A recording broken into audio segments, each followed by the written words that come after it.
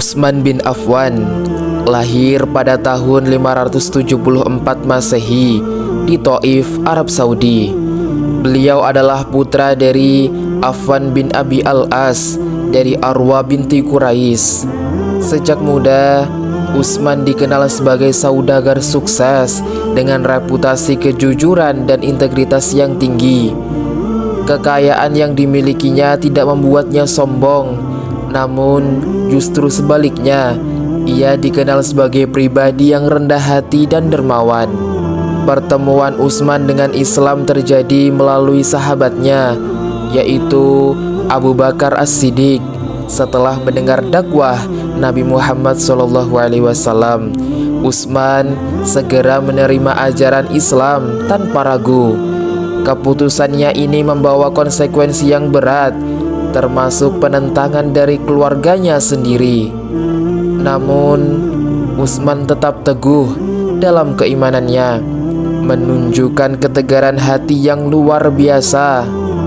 Dan salah satu kontribusi terbesar Utsman bagi komunitas muslim adalah ketika ia membeli sumur Raumah dari seorang Yahudi. Pada masa itu, sumur tersebut merupakan sumber air utama di Madinah dan pemiliknya menjual air dengan sangat tinggi. Utsman membeli sumur itu dengan harga yang mahal dan mewakafkannya untuk kepentingan umat Islam, sehingga mereka dapat mengambil air tanpa biaya. Tindakan ini tidak hanya menunjukkan kedermawanannya, tetapi juga kepeduliannya terhadap kesejahteraan umat Islam. Selain itu, Utsman juga berperan penting dalam mendukung ekspedisi militer Islam. Dalam perang Tabuk, ia menyumbangkan sepertiga dari total biaya perang, menunjukkan komitmennya yang mendalam terhadap perjuangan Islam. Kedermawanannya tidak hanya dalam bentuk materi, ia juga memberikan dukungan moral dan strategi yang signifikan. Sebagai khalifah ketiga, Utsman menghadapi tantangan besar dalam memimpin umat yang semakin berkembang. Salah satu prestasinya yang paling menonjol adalah pengumpulan dan standarisasi mushaf Al-Quran.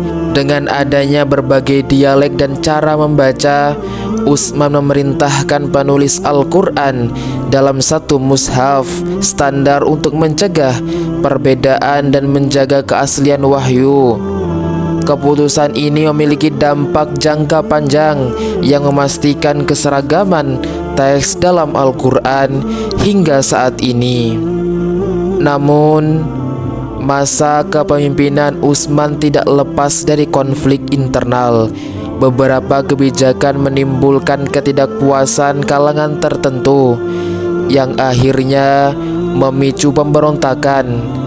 Meskipun demikian, Utsman memilih untuk tidak menggunakan kekerasan dalam menghadapi oposisi. Dan pada akhirnya, Utsman wafat sebagai syahid, mempertahankan prinsipnya untuk tidak menumpahkan darah sesama umat muslim. Kisah hidup Utsman bin Affan adalah cerminan kedermawanan, integritas, dan kepemimpinan yang bijaksana. Dari kesuksesannya sebagai saudagar hingga perannya sebagai khalifah, Utsman menunjukkan bahwa kekayaan dan kekuasaan seharusnya digunakan untuk kebaikan dan kesejahteraan umat.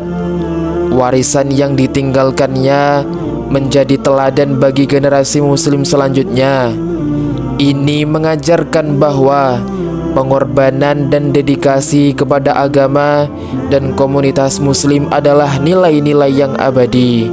Dan semoga kisah Utsman ini dapat membawa dampak yang lebih positif bagi umat Islam selanjutnya.